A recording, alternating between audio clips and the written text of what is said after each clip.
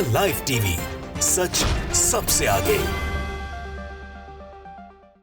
दोस्तों, इजराइल फिलिस्तीन का जो युद्ध चल रहा है उसी के संबंध में, उसी को लेकर जीसीसी का समिट बुलाया गया। कतर ने उसका होस्ट किया उसको, और 6 जो मुस्लिम देश हैं जिसमें ज़्यादातर अरब देश हैं और टर्की है, उनकी मेज़बानी की कतर ने। और उसमें जो निकल के सामने आया है, जो फैसले लिए गए हैं, वो बड़े चौंकाने वाले हैं और बड़े तकलीफदेह हैं इजराइल और इजराइल के समर्थकों के लिए। एक गठबंधन के तौर पर जो जीसीसी में फैसले लिए गए, मैं आपको बताऊँगा। ये जो 6 देश हैं उनमें कतर खुद है, साथ में बहरीन है, यूएई है, सऊदी अरेबिया है, ओमान है और कुवैत है। इसमें टर्की को भी इनवाइट किया गया। और उसके बाद जो तैयब अर्दोगान ने बोला है, या शेख तमीम जो हैं, जो कतर के बादशाह हैं, उन्होंने जो बोला है, जिनको अमीर कतर का कहते हैं, वो सारी चीज़ें इजराइल के ख़िलाफ़ हैं, फ़लस्तीन के समर्थन में हैं और कई बड़े बड़े फैसले भी लिए हैं। मैं आपको बता देता हूँ कि क्या क्या उसमें सबसे शुरुआत करी है। कतर के अमीर ने अपने भाषण से जीसीसी के समिट को खोला और उसमें जो उनका ओपनिंग नोट था वो साफ तौर के ऊपर ये था कि इंटरनेशनल कम्युनिटी ने शर्मसार किया है, अपनी पीठ फेर ली है। जो जेनोसाइड चल रहा है, जो कुछ ये बॉम्बार्डमेंट हो रहा है गाज़ा के में, उसमें हम चुप नहीं बैठ सकते हैं। और ये अब सारी बर्बरता की हदें पार कर चुका है और दुनिया के बड़े बड़े देश इस पर खामोश जो हैं, उसकी वजह से न जाने कितनी मानवता शर्मसार हो रही है। ये सारी चीज़ें टर्की ने अपनी, तैयब अर्दोगान ने अपने तरफ से बोला कि इसमें हमने क्या किया है, टर्की का क्या स्टैंड है। लेकिन सबसे बड़ा जो झटका इजराइल और इजराइल के समर्थकों के लिए ये है कि कतर ने $18 मिलियन जो है वो कंट्रीब्यूट करने का फैसला करके घोषणा करी है। UNRWA वो संस्था है जो रेफ्यूजीज़ के बीच में काम करती है, फ़िलिस्तीनी रेफ्यूजीज़ के, जो फ़िलिस्तीन के रेफ्यूजीज़ जॉर्डन में हों या दूसरे आसपास के देश जो हैं वहाँ पर हो, इन सब में ये UNRWA के थ्रू काम होता है, जो फंड्स की किल्लत से काफ़ी परेशान भी चली। दोहा न्यूज़ ने ये लिखा कि the top stories in Qatar today. Qatar ने 44वां जीसीसी समिट जो है वो होस्ट किया। टर्की ने साफ तौर के ऊपर, तैयब अर्दोगान ने टर्की की तरफ से भारी जो है धमकी देते हुए इजराइल को चेताया है कि अगर आप अभी भी नहीं रोके तो फिर हालात बद से बदतर होंगे, जिसकी जिम्मेदार आप खुद हो। ऐसे कतर ने $18 मिलियन का उस पैकेज दिया है, देने की घोषणा करी है। पूरे समिट में वॉर क्रिमिनल कहा गया और ये तैयब अर्दोगान की तरफ से कहा गया। तो ये सारी की सारी चीज़ें हैं जिसको लेकर बहुत सारी चीज़ें हैं। और इस पे पूरा का पूरा फोकस था जो इजरायली एग्रेशन चल रहा है, जो बॉम्बार्डमेंट चल रहा है, उस सब को लेकर। इसमें मोहम्मद बिन सलमान भी दिखे अटेंड करते हुए सऊदी अरेबिया की तरफ से। शेख तमीम जो हैं वो एक इम्पॉर्टेंट डील ब्रेकर की तरह इससे पहले तालिबान के मसले में भी काम कर चुके हैं और इजराइल फ़लस्तीन के युद्ध में भी उनका जो रोल है वो एक महत्वपूर्ण भूमिका में होता हुआ दिख रहा है।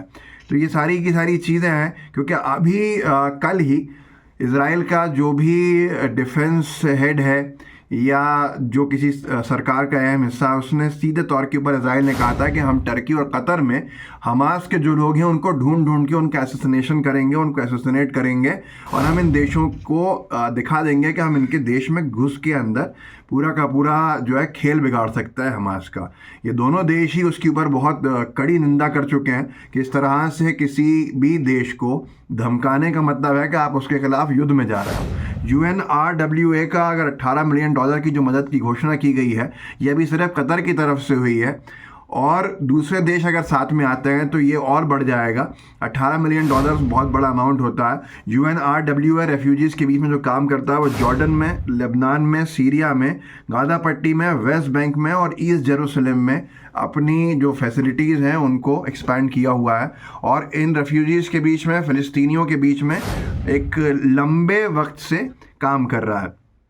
ये 5 एरियाज़ जो हैं, जो UNHRC, United Nations high commissioner for refugees करके, इसके थ्रू ये ऑपरेट किया जाता है और जो एक महत्वपूर्ण रोल निभाता है। लेकिन उसके फंड्स में जब निरंतर जो कमी आ रही है, उसकी वजह से ये उसके ऑफिस का, बिल्डिंग का सामने का हिस्सा है जिसकी तस्वीर लगाई हुई है, जिसमें लिखा है ये राउंड अप में, द राउंड अप में Qatar pledges $18 million to UNRWA।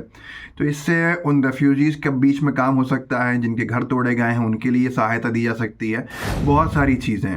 दूसरी तरफ जिस तरह से कतर और टर्की ने सारी चीज़ें कही हैं, उससे एक बात तो साफ है कि ये युद्ध जो है इसका पैमाना बढ़ता हुआ दिख रहा है।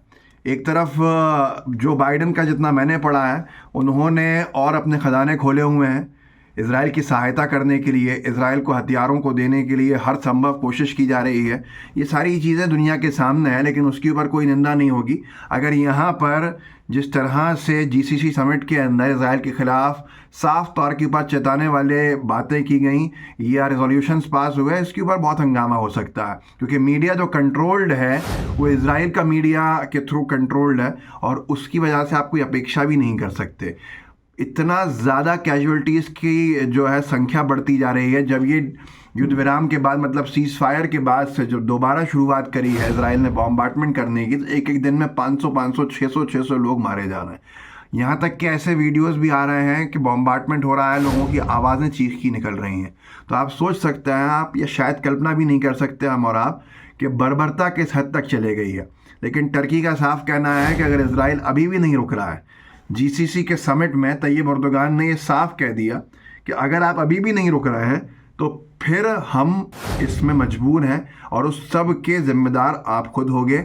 युद्ध विराम का, सीज़ फायर का सबको बात करनी चाहिए। ये कतर के अमीर की तरफ से कोटेड कहीं लिखा भी था कि उन्होंने कहा है कि इंटरनेशनल कम्युनिटी के जो लीडर्स हैं, इंटरनेशनल लेवल पे जो लीडर्स हैं, उनको आगे आके युद्ध विराम की बात करनी चाहिए। और युद्ध विराम ज़रूरी है, और कितना नुकसान अब होने दिया जाएगा। मानवता जिस चीज़ से शर्मसार हो रही है, उसके बावजूद भी इसको रोकने में सब के सब असफल हो चुके हैं। और ये प्रताड़ना, ये बर्बरता, ये सब आपके सामने है। लेकिन इतना सामान्य बना दिया है कि लोगों के, आम इंसान की, ये मैं कह रहा हूँ कि आम इंसान की नज़र में, अगर भारत की बात करें तो आम इंसान की नज़र में शायद हर फ़लस्तीनी ही आतंकी घोषित हो चुका है। उनके दिमाग में ये परसेप्शन बन चुका है। हमास में और फ़लस्तीन के आम लोगों के अंदर अंतर ही नहीं कर पा रहा है। तो ये एक बड़ा विषय है कि बर्बरता के साथ घर तोड़े जा रहे हैं, जान ली जा रही है। लेकिन अगर कोई आवाज़ उठाए इज़राइल के ख़िलाफ़ तो शायद वही गलत माना जा रहा है। ये मीडिया का कमाल है। इस वीडियो को आगे बढ़ा के बताइएगा कि जीसीसी समिट का आयोजन किया गया टर्की में, उसमें 6 बड़े देशों ने हिस्सा लिया। टर्की की तरफ से जो बातें कही गई वो बहुत ज़्यादा चेतावनी के तौर पे हैं इज़राइल के ख़िलाफ़। कतर के अमीर ने जो बातें कही हैं वो भी इज़राइल के ख़िलाफ़ ही हैं। तो इस वीडियो को आगे बढ़ाइएगा, व्हाट्सएप ग्रुप्स होंगे उनमें शेयर कीजिएगा, लाइव टीवी को सब्सक्राइब भी कीजिए, अपने साथियों तक भी पहुंचाइए ताकि लोग समझ सकें कि सच क्या है, और जागरूकता हम और आप मिलकर उनमें फैलाते रहें। क्योंकि दुष्प्रचार में तो वो पहले से ही आ रहे हैं, ब्रेन वॉश निरंतर हो रहा है। जय हिंद, जय भारत। द लाइव टीवी, सच सबसे आगे।